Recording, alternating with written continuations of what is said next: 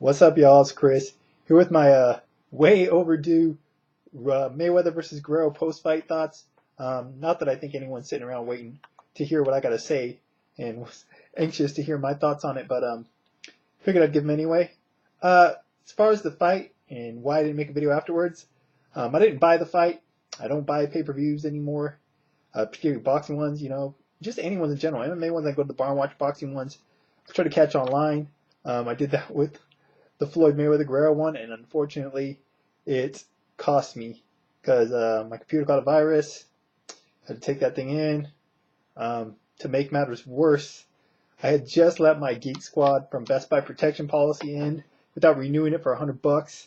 I ended up having to pay $200 to get it renewed and get this computer fixed. So that sucked. And the worst part was the fight wasn't worth it, in my opinion. I mean, I didn't pay $60, $70 to watch a fight, and it ended up costing me $200, and I didn't think it was that great of a fight anyway. That said, Floyd looked great as usual. It was funny the first two rounds.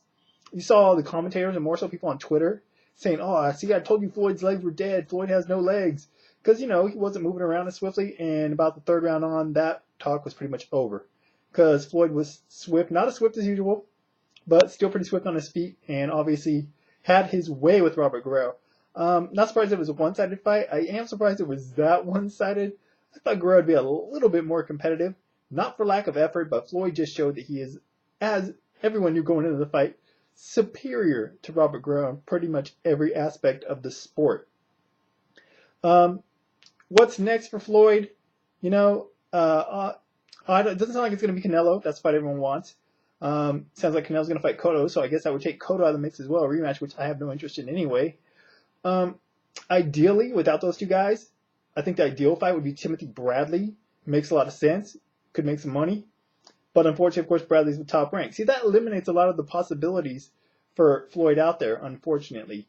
Maybe you can get Devin Alexander, but nobody wants to see that fight. Nobody wants to see that fight. The winner of Malignaggi-Broner, only if it's Malignaggi, which it's not going to be, because he's not going to fight Broner. And Malignaggi's not going to win, so that's out the mix. Amir Khan. Everyone's been talking about that fight for a couple years. Dude, the way Khan looked against Julio Diaz, nobody wants to see that fight either. Khan's supporters, hardcore fans, may believe he still has a chance and they can try to make one. He doesn't have a chance against Floyd Mayweather. He will get dusted. He would get stopped. He wouldn't even go the distance against Floyd, I don't believe. Unfortunately, I think the fight that makes the most sense and is, I'm not saying it's likely to happen, but if it does happen, I will not be surprised, is Danny Garcia. I know he's supposed to fight the winner of Lamont Peterson and Lucas Matisse, but if Floyd offers him the fight, obviously he'll take that fight instead of the winner of Peterson versus Matisse.